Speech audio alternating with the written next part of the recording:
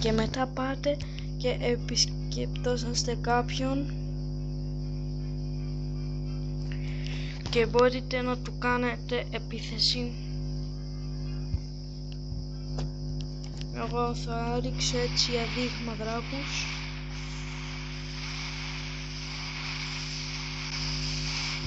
Έχω και όσα range spells θέλω, αλλά είναι τέλεια level με αυτά που έχω.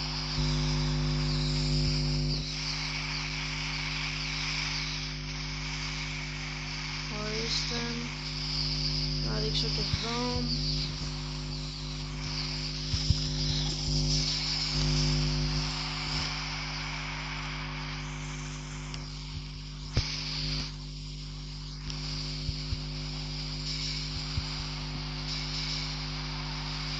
Εντάξει, σας έδειξα ένα παράδειγμα μάχη 127 δράκη.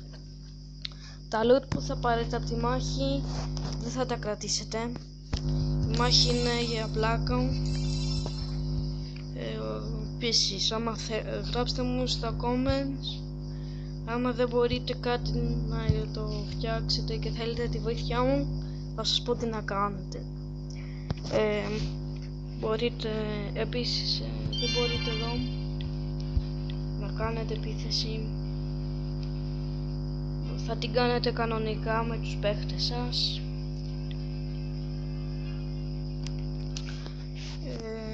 Αυτά ήταν στο X mode αυτά.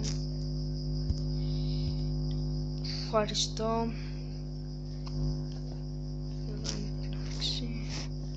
Γεια σας.